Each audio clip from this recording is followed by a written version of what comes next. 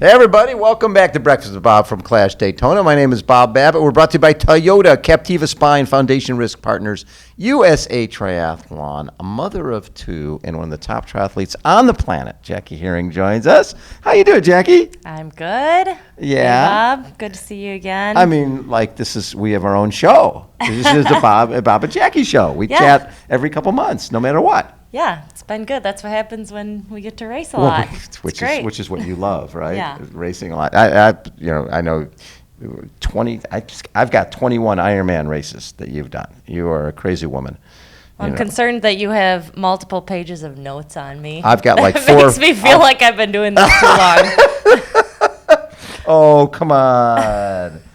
So how do you look at this year? Right, you had some great races at Des Moines and at Alcatraz. I mean, you raced a lot of the same people, which is sort of fun. Yeah.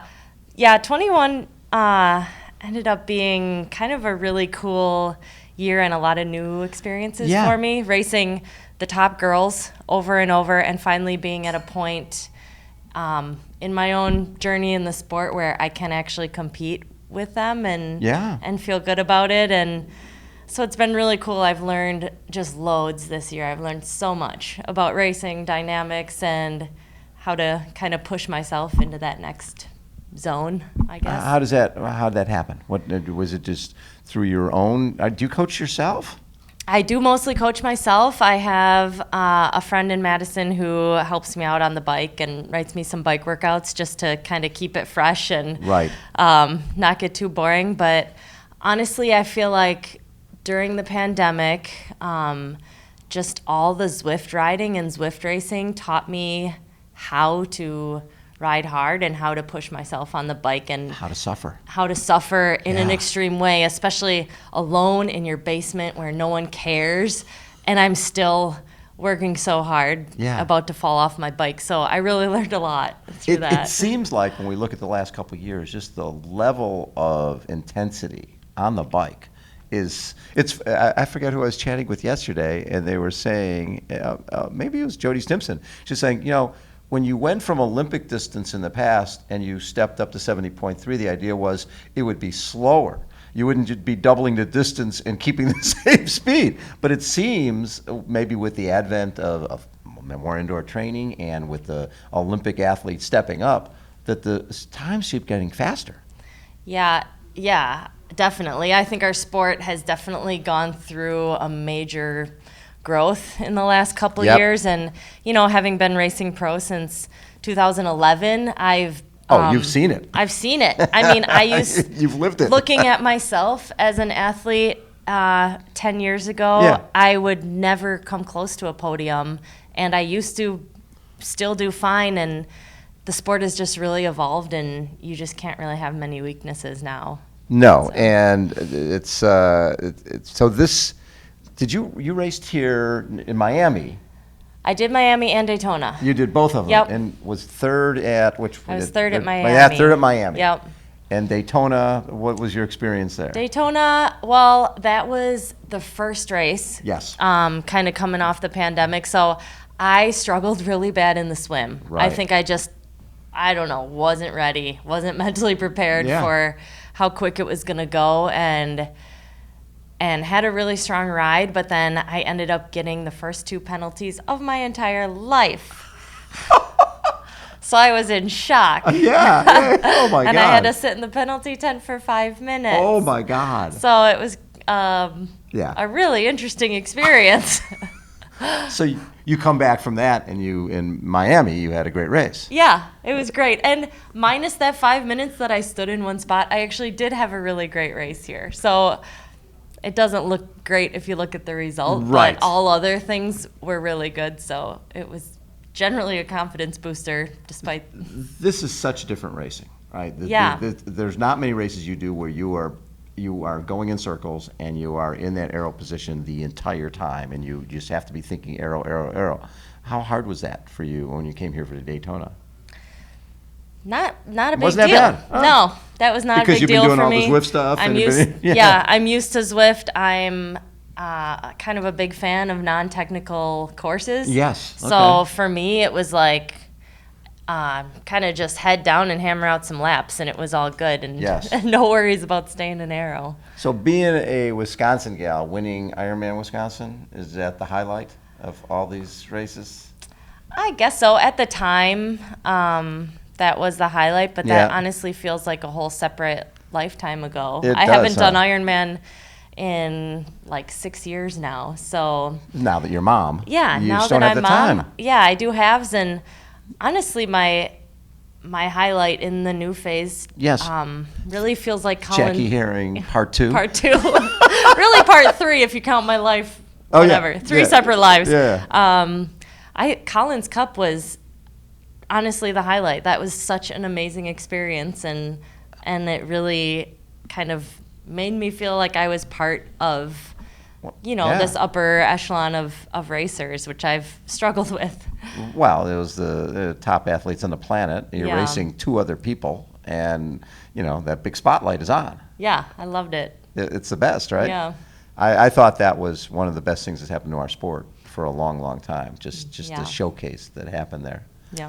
And so now you've got Daytona, and then are you looking at some of the other Clash events for this next year? I'm looking at them. However, I haven't taken an actual break since like last year, September. Oh, wow. I kind of built into Daytona, and then, maybe an easy week here or there, but I haven't had an actual off season for a long time. So I need to take an actual break after this race. And, I do a lot of snowshoeing over the winter. I'm just going to do stuff for fun, and I might not race until May. I Right. think I need to actually take a break without the pressure of an early season. I thought race. those races in Des Moines and at Alcatraz, right, where it was the same people, right? Emma Pallant Brown, Holly Lawrence, and yourself, and the same thing at Des Moines.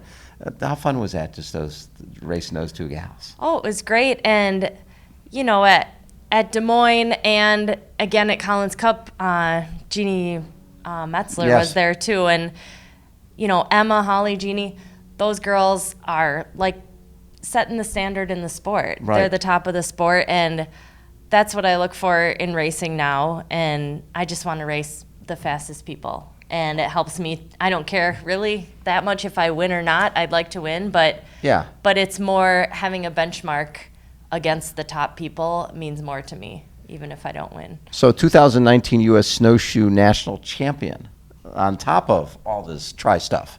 I love snowshoe racing. Wow. Yeah. That is, how long are those races?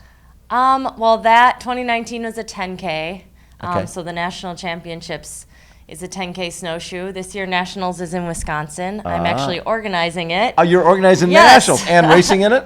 I hope to. Yeah. Yeah. If I can find some workers. Yeah. And when is that? That's usually it's going to be at the beginning of March. So how does that transfer to you in terms of your triathlon, your snowshoe? 'Cause Amazing. It's no pounding, right? It's just Yeah, I mean, you're not on the ground. It's kind of just like trail running. Right. It's real hard. I am generally in the best shape of my life. I think that's why I did well in Miami. In Miami. Yeah. Usually in February, coming off a snowshoe season, just my running is in really insane shape. I so, bet.